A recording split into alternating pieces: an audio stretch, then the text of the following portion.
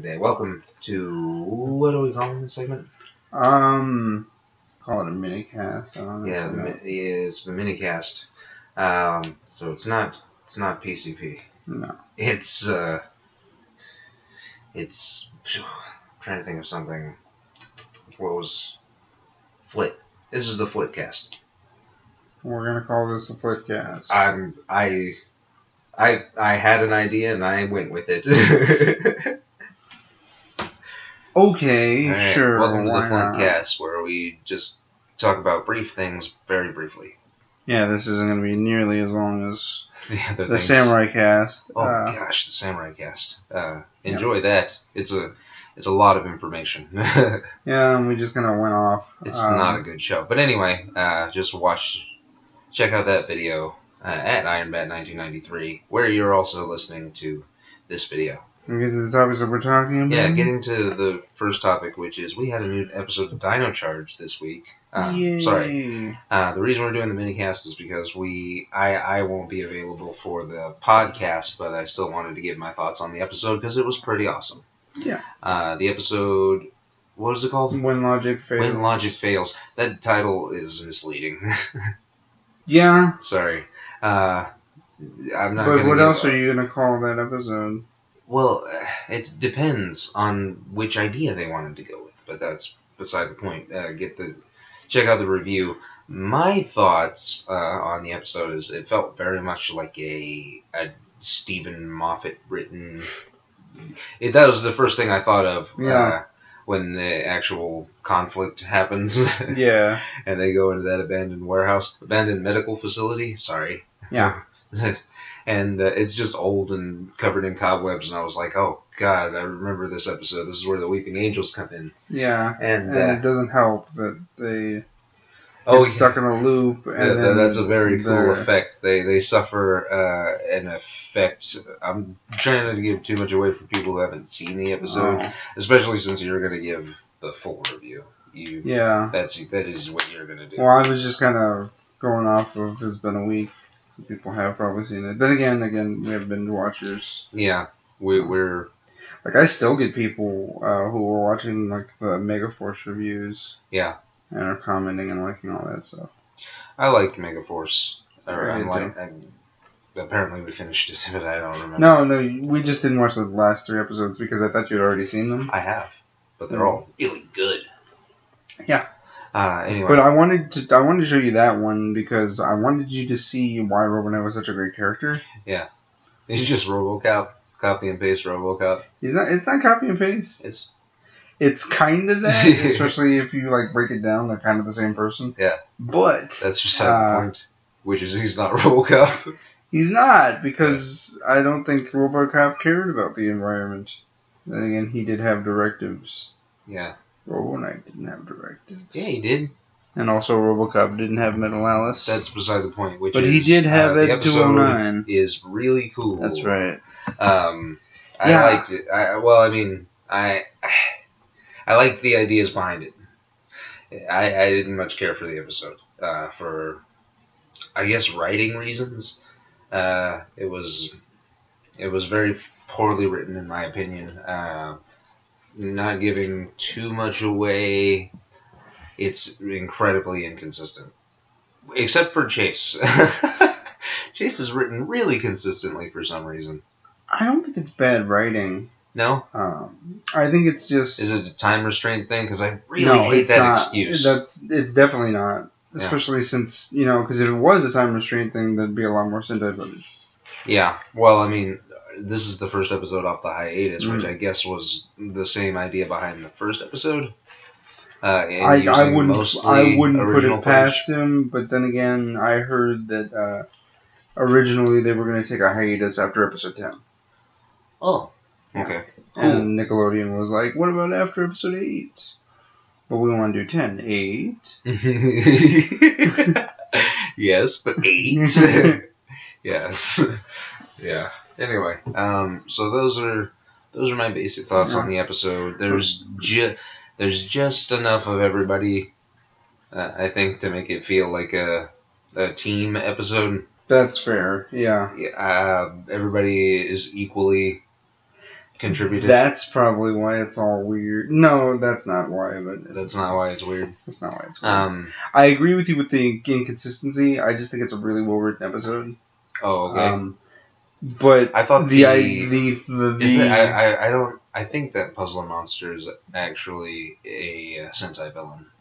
I don't know, to be honest. I can't call that one. Okay. I might be wrong. Just based on spoilers. Just based on how quickly or how short the fights are. Yeah. With him. Sure. I'd assume that they're not, or at least it's very rare, or very little. Very little. Yeah. I think it's super small because, again, the fight scenes aren't very long, so I think it's only like a few minutes. But yeah, and the 22-minute episode kind of stands out. Yeah. What did you like about it? I liked the writing for the villains, not so much for the Rangers, because Kota, while his gimmick is funny, is not particularly contributive. And it doesn't amount to anything. Yeah, but you need it, I think. Why? Because if you didn't, it'd just be horrifying. So? You need that comic relief to offset the terrible hopelessness that they're kind of all in. Because, again, I don't know if we've talked about this, but that's my worst nightmare ever.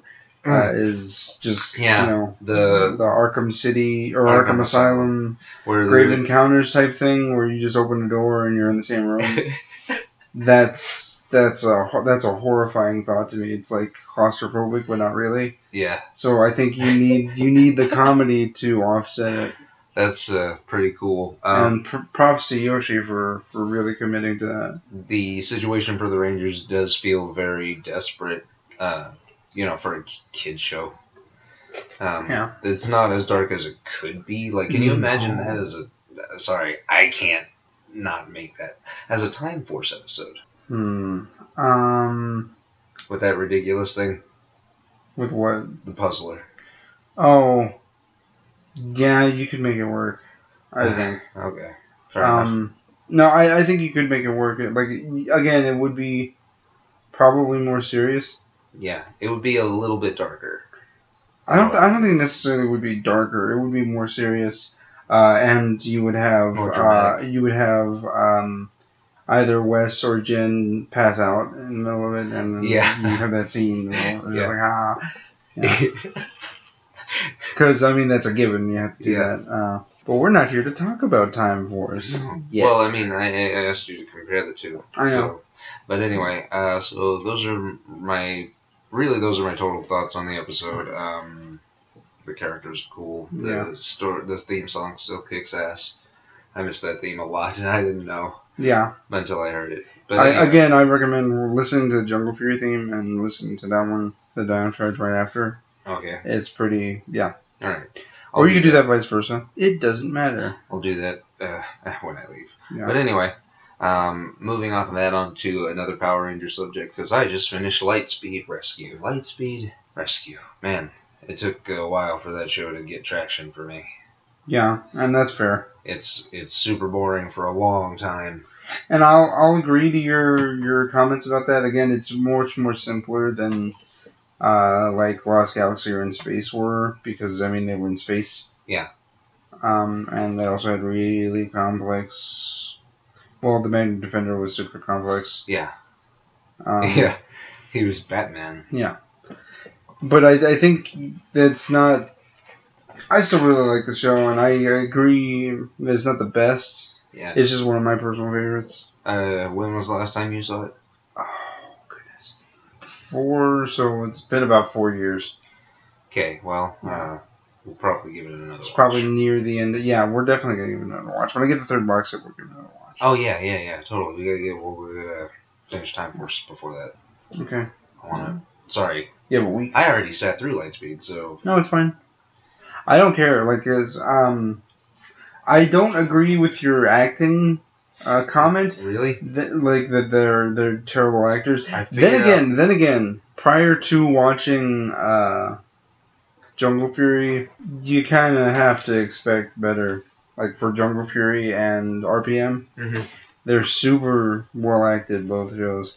And if you go from there to something like Lightspeed, which is really Or just, Samurai. you know, anyway. is really just Saban trying to find their footing before they get something like Time Force. Yeah, because Lightspeed wasn't supposed to happen. So, Lost Galaxy was supposed to be their last season. Like, Is that true?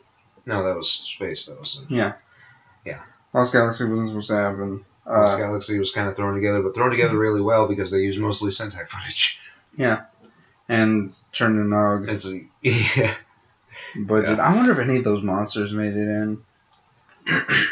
Probably not. I would assume. I don't think it's super translatable. Then again, the medieval times thing into space. Yeah, but I mean, I just reusing costumes. Sure, is what I think. Mm-hmm. Well, Lightspeed, I really hate the acting a lot. Yeah. And that's fair. I'll have to watch it again. I didn't mind the acting all that much, but we did watch the finale together, and I agree with you about Dana. Yeah, Dana's the worst. It's not far. It's not terrible because I've definitely seen worse, especially in a Power Rangers show. Chad and Kelsey are both they're good when they're given things to do, but it's not a whole lot because it's not a 3-dimensional show. It's a episodic. Yeah. Superhero series where they get into random troubles and solve it instead of like Dino Charge, where there's an overarching story about dinosaurs and the gems and Keeper's relationship with the gems, which is not all that clear yet. Not to me. We'll figure it out later. I'm sure they'll give us a backstory at some point. Sure. I don't think so. I'm not certain about it, but we do still have Supercharged to look forward to, so I'm stoked. I can sit in for another season of this show. I can at least finish out this one. How many episodes do we have left before the season's over? I think we have 13. 13? I think. I don't know if that's true.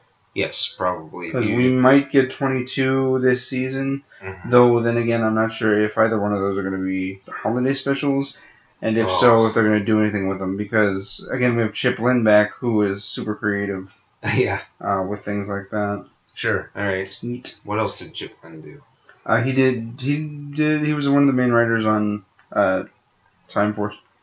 Oh, okay. Yeah, Time Force is great. I like it so far. He was the main showrunner for RPM near the tail end of that season. Sorry. That's fine. Back to Lightspeed. The suits are not my favorite. They're kind of... I just love the solid coloring on it. It's the same reason the helmets are great. They express that very uniform emergency symbol thing with just solid color with lines in cross form. The suits themselves are bland at best, and when they're in American footage, it's very obvious than when they're in Sentai footage. That's super distracting.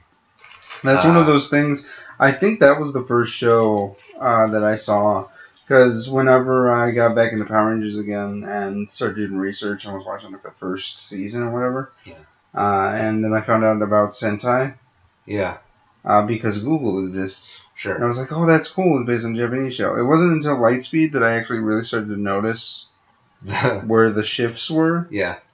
That this is actual American footage, and this is prior to that I had not noticed it. Now I can watch them and notice exactly where they are. Oh, okay. Yeah, like Jungle Fury, I know where they are. Do you? Yeah. I find it very hard to know which is which, because the episode. Sorry, we're not here to talk about that. Lightspeed Rescue. Joel is not all that interesting. His relationship with Miss Fairweather, I don't care. Okay. They don't build it up properly. Yeah. It's kind of like the Jake and Gia thing where he's got one gimmick and she's got one speed. Oh. When it comes to him. Is it really that bad? It's pretty bad. Well, maybe that's not one of those things that I remember about that show. Yeah. I mean, I know that it happened. That's his gimmick. That's all he does. I just don't know that. I just don't remember if it's if it ever led to something that was meaningful. Not really. Who else is left? Freaking missing one. What was his name? Carter Grayson. God damn it. The dude. I like Carter. It's not great. He's just kind of that Red Ranger for no reason guy, and his backstory is written really well, but he doesn't have anything to do. Yeah. That's a good point. And so he just feels like wasted space, like Jaden. Well, he doesn't go through an arc though. Is probably what your problem is. Yeah, no, he doesn't have an arc. He just has a backstory. Yeah. He has that but one from what arc I've where heard, he's like, I should have saved those people instead of whatever. And that's it. That's the only episode we get in like 40 some odd episodes. Yeah, I know. But anyway, I remember watching Carter's History of Power Rangers, and he said that, Carter didn't get a character arc, but he didn't really need one because he was already, hero guy, so he didn't need the arc to get him there. Well, I mean, he can still do heroic things without knowing he's a hero. Yeah. That's the whole point. But he's a firefighter.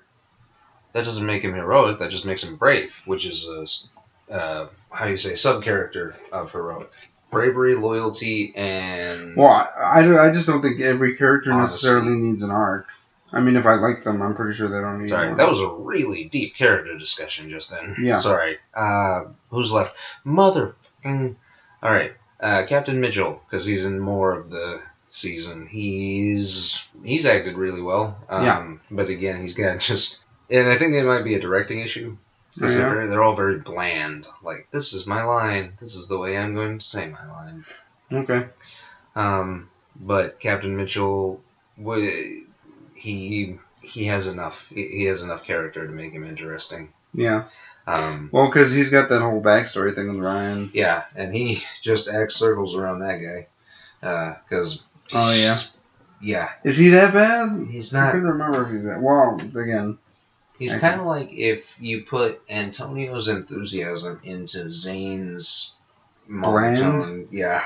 Yeah. If he was just bland, but also really, excited about what he's saying. All I remember about him, from what I remember of the show, is that he's Captain Mitchell's son. Yep. The whole sister aspect that he has doesn't really come into play. Yeah. Which is sad because RPM. He's got that. He does have that one episode where he transitions into I'm gonna be the good guy this time. Where he's like I'm gonna leave, and then Captain Mitchell's like take this box. He's like all right, but I'm leaving. And then something happens and people get in trouble, and he opens the box and there's the morpher in there. Yeah. Well, I mean, it's already bonded to him or something. I don't know. And that's not why he did it. But he's not super interesting.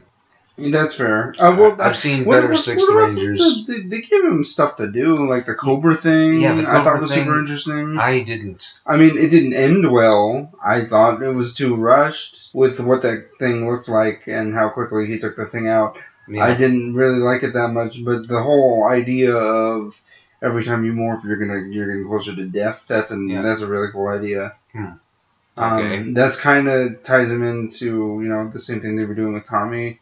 Except not nearly as graphic. It actually ties in more with Burai from Zero Ninja. Oh, yeah. Who was the actual Sixth Ranger for the original Sentai version. Yeah. Like, he is, straight off the page, that character.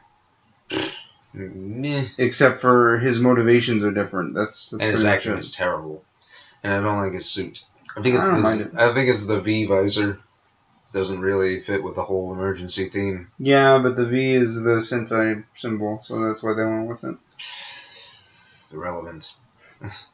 Sorry, his morphing sequence is dumb. I don't like that he just has shoulder pads. He should have elbow pads and knee pads as well. Okay. It's a nitpick, but it's an aesthetic thing. Okay. Like, if you're gonna go with the armored look, complete the look. Sure. Dude. But you could argue that they weren't finished with testing it. I guess. Because it's just a prototype. If they just threw it together, then what the... Oh, you were talking about the Fairweather and the actual scientists in the show. Yeah. Sorry. I thought you were talking about the costume. Plot-wise, no.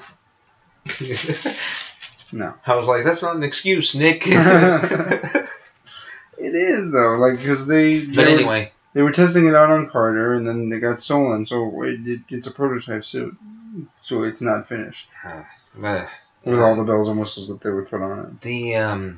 I started thinking about what you said about the villainesses. I don't even know her name. All I remember is Vampari. She drove a car once. The actress who plays the villainess character in Lightspeed Rescue. Yeah. The gargoyle chick. I don't know. Yeah. I want to say it's Viper. You said Viper. that I don't know. You said that she suffered from bad Sentai acting, and I started paying attention. The acting is so bad in the show, she actually saves it. Really? With how over the top and, enthusiastic From she that is. one scene that I saw, man, it was so stilted and awkward. Yeah, that's the show.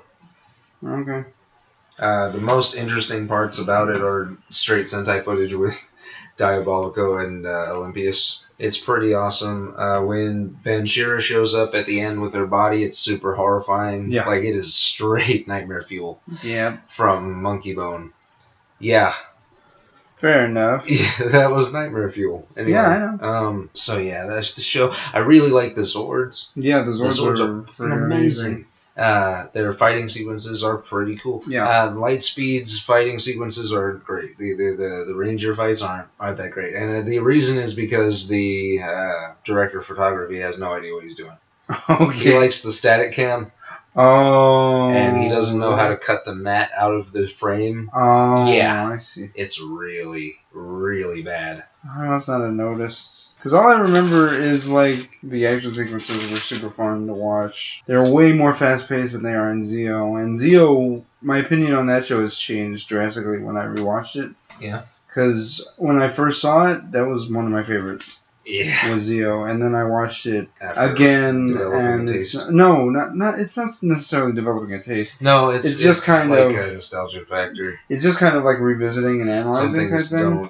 Some things just don't hold up. And the big problem that Zeo has is that, like, they just don't do much, and nothing particularly interesting is happening. So it's just kind of there. And they go through the same beats, and one point where I really started noticing is that the action sequences are kind of slow.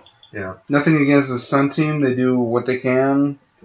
There's just something off about them. And right around the time that Lightspeed came out, that was refined better, I think.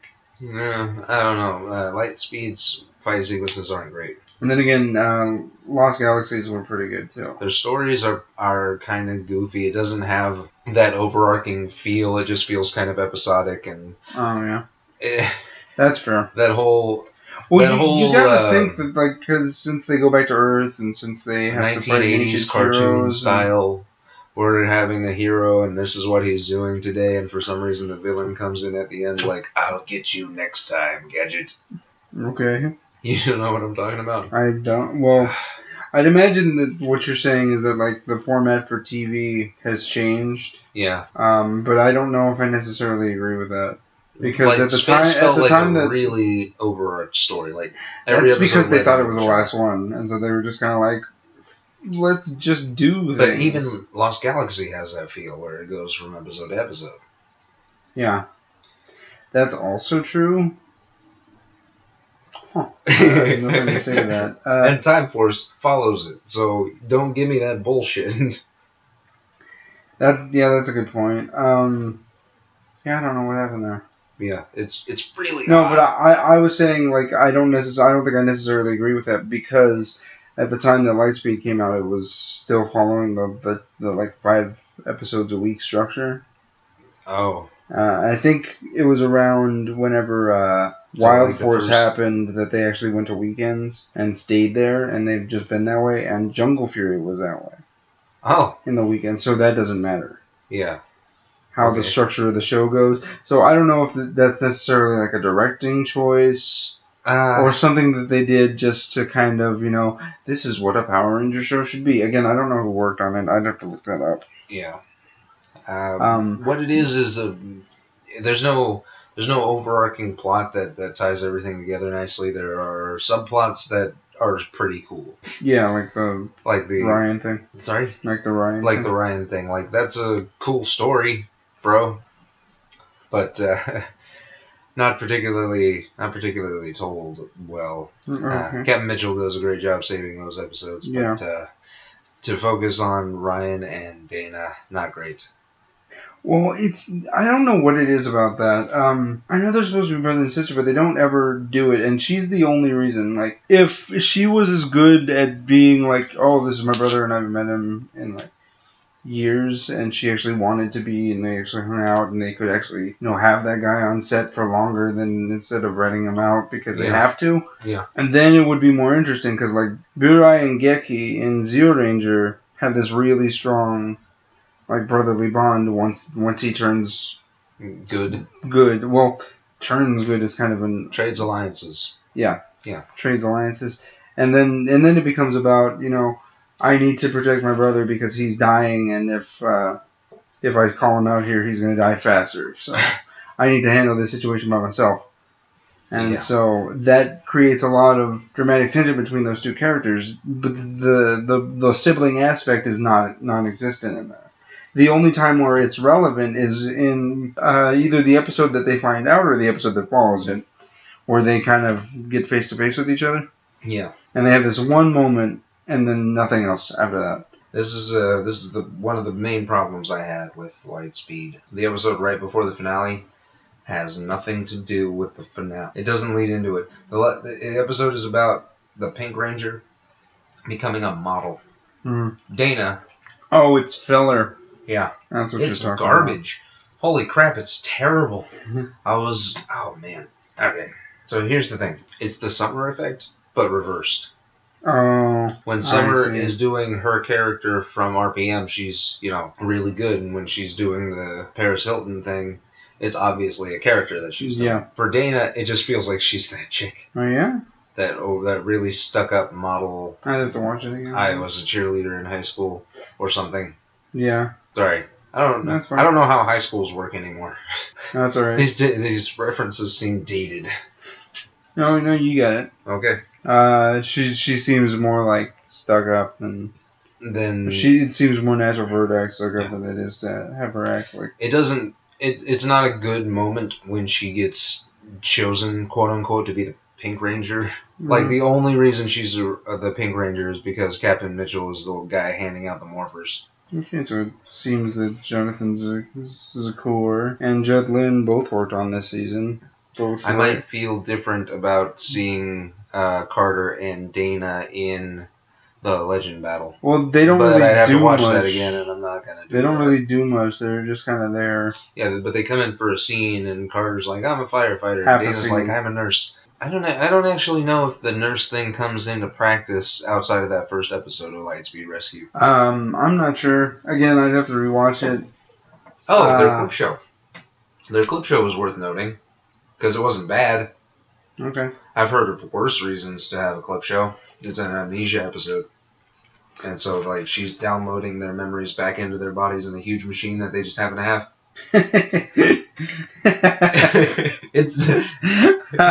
It's dumb. Anyway.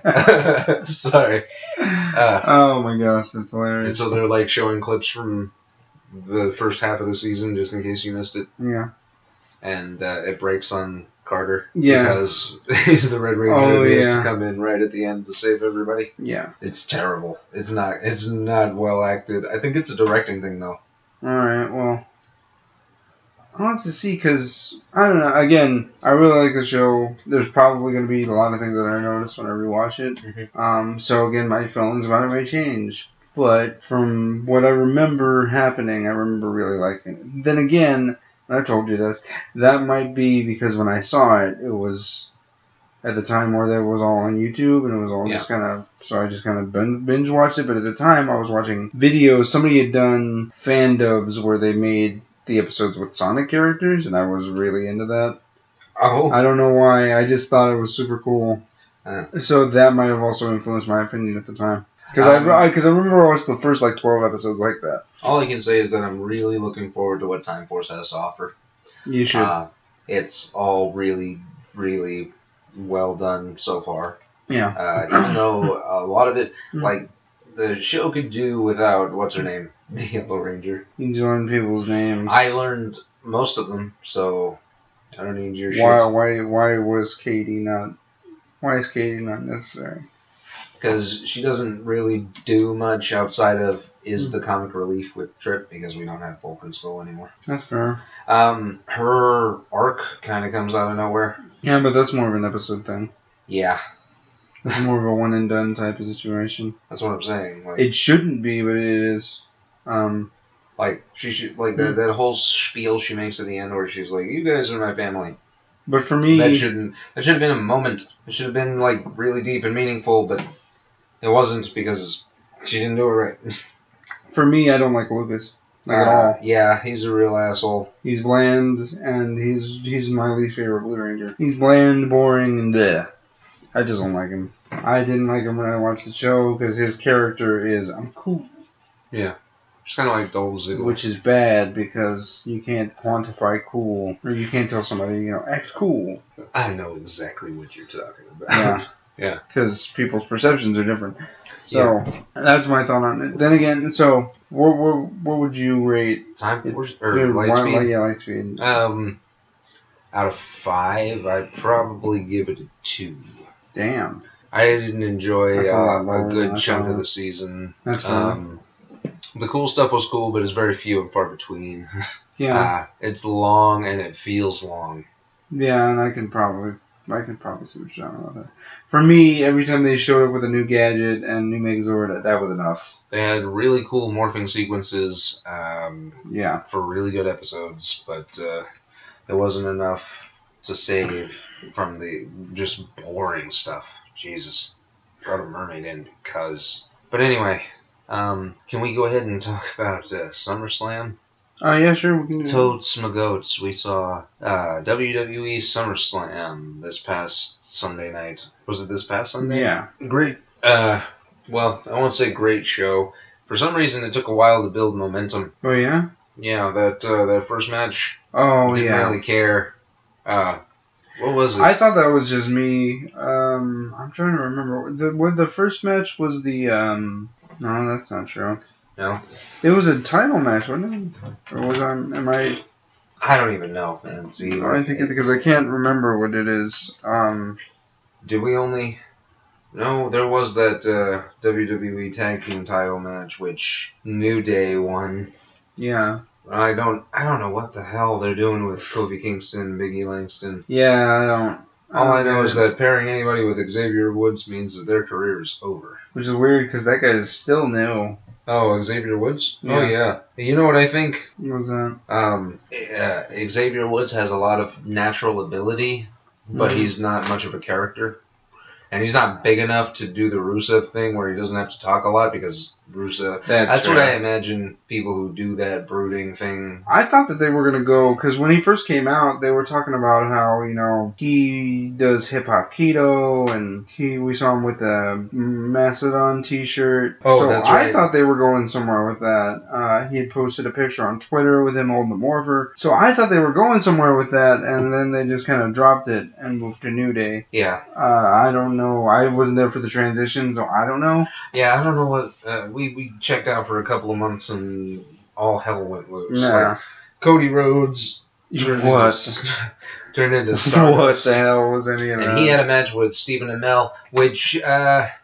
he showed up with a cloak, dude. What the hell? He's a villain.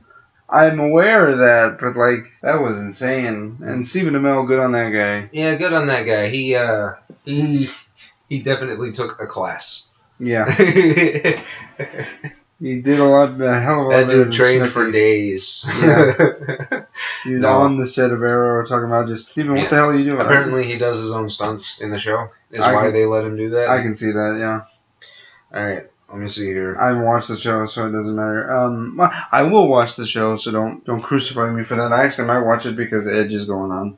Oh, is that true? Well, he got cast in Flash. Yeah. And so we gotta watch Arrow before we watch Flash. Why? Because Arrow leads into Flash. An episode of Arrow has Flash's introduction where he gets his superpowers. From what Amelia tells me that's a thing. So I'm trying to remember what the first match was. Rusev and Dolph Ziggler also had a match. You know what? I think that first match was Sheamus versus Randy Orton. Yeah, which that's is weird. What it was. Like, that one should have gained a lot of traction and gotten the audience really hyped, but it didn't. And I think it's because nobody cared. Yeah, that's probably true. Nobody gave a shit. I don't really get their beef. I don't get Sheamus's design. Well, yeah, he kind of went crazy, or somebody told him that look was a good idea. Yeah. I don't know if it's necessarily the fact that, there wasn't enough momentum built up, because, again, I didn't see any of it. So I don't know how well this was built up or not. Uh, And we missed that part of the pre-show, so yeah, that's true. we just kind of were like, oh. Yeah, but even the audience didn't care. Yeah. Like, the live audience didn't care either. But eventually they did get their footing. Was it during the Ambrose and Reigns match? I don't, because I didn't watch that one. You watched that one. I did. Yeah. Oh, okay. Why? I was playing the logic puzzle. Oh, that's right. Yeah, we kind of so we were trading that off. But anyway, how was that? Was that good? What? The yeah, totally. Like Luther Reigns, I knew when I saw that guy he was going to be huge in singles competition. What did I say? You said Luther. Oh, wow! I'm in the wrong decade. Yeah.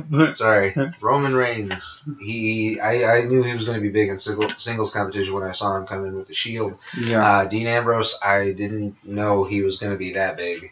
I think he might just still be riding the Shield momentum, but I'm not sure. Seth Rollins, they're doing a lot with that guy. Coming out of like the White Ranger. Yeah. What the hell was that outfit, man? And he ended up winning, which I thought was weird. I'm not sure how to feel about that. I'm glad that there's still 2 belts. Sting wants his WWE Championship, and I think this is my prediction. That they're going to have a 3-way match, that whoever pins gets whatever belt they want? No. Oh, really? Not at all. Not at all what I was going for.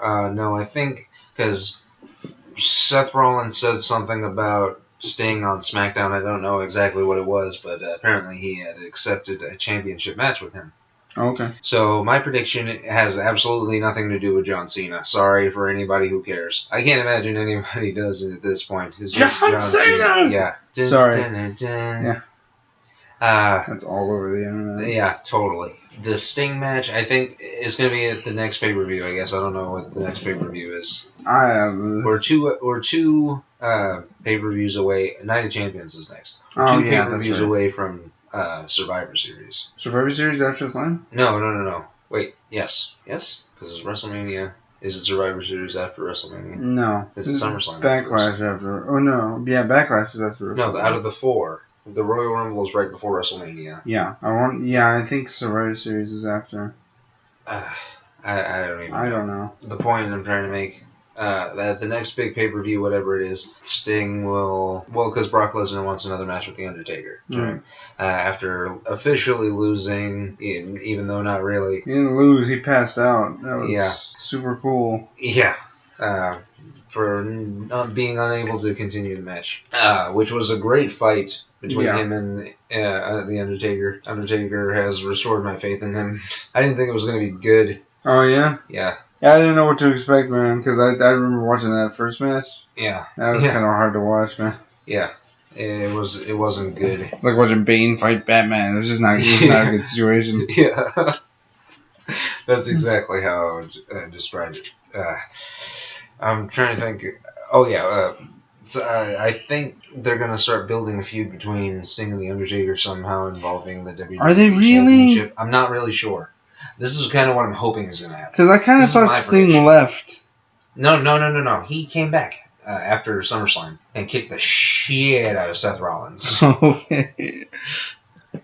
Is it because he turned Jon Stewart into a bad guy? Yes. Stephen Amell.